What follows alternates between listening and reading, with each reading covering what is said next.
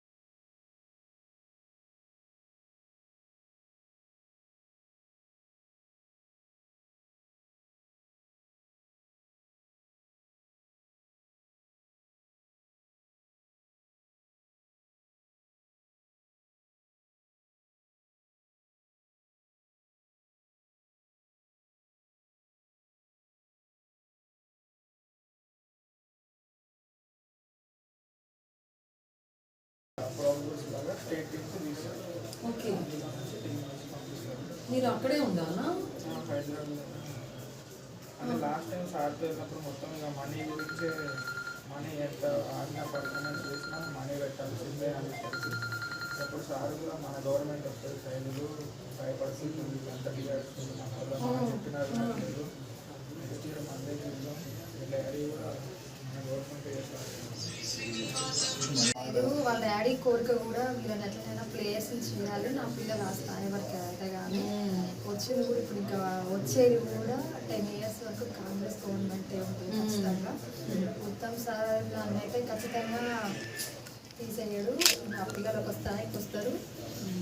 నేనున్నా లేకుంటున్నా ఖచ్చితంగా తనైనా నా కోరికని ఖచ్చితంగా తీరుస్తారు, నాకు ఆ నమ్మకం ఉంది. మీరు భయపడకండి అని అన్నారు. హాస్పిటల్లో వైసీలో ఉన్నప్పుడు కూడా అవి మీరు భయపడకండి అని, ఏం కాదు మీకు ఏమైనా కూడా నాకు ఉత్తమ్ సార్ ఉన్నాడు, మీరు మాత్రం స్ట్రాంగ్ ఉండాలి. నేను చూడటానికి వచ్చిన రోజు కూడా అన్నాడు సార్ ఉన్నాడు, మాకేం బాగాలేదు అన్నాడు.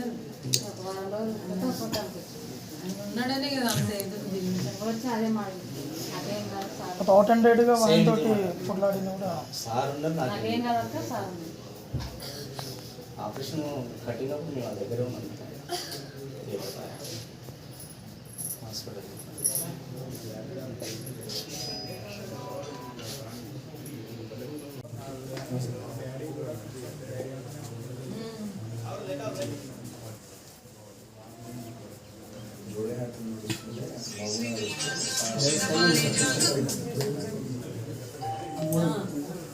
ఆయన పడేసి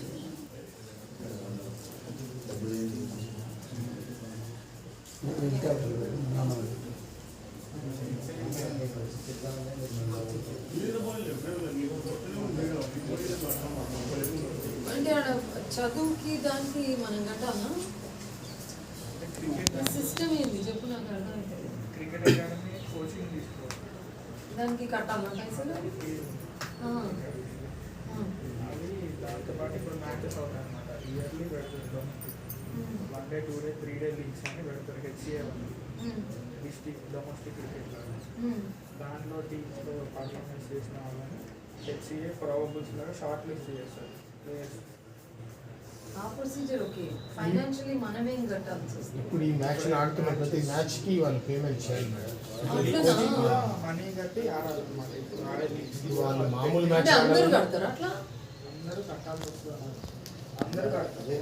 ఎంత ఒక్కొక్క మ్యాచ్ అంటే టీమ్ని బట్టి ఆ ప్లేయర్ పొజిషన్ బట్టి పైన టాప్ బ్యాట్స్మెన్ ఓపెనింగ్ ఆడాలంటే అతనికి ఒక ప్రైజ్ ఉంటుంది. ఇక ప్రైజ్ కదా మనీ లాగా మేడం అనేది అక్కడ మీకు మామూలుగా ఫీజు ఇక్కడ మీరు తీసుకుంటున్న అకాడమీ కోర్స్ కోచింగ్ ఫీజు ఎంత అది మనం జాయిన్ అయిన ఇన్స్టిట్యూట్ని బట్టి ఉంటుంది మేడం. ఇప్పుడు వీళ్ళు ఎక్కడ ఉన్నారు మసల్ అశ్వరా క్రికెట్ అకాడమీ ఓకే అందులో జాయిన్ కలిపి 30,000 కట్టలేదు. ఇయర్లీ లేదు లేదు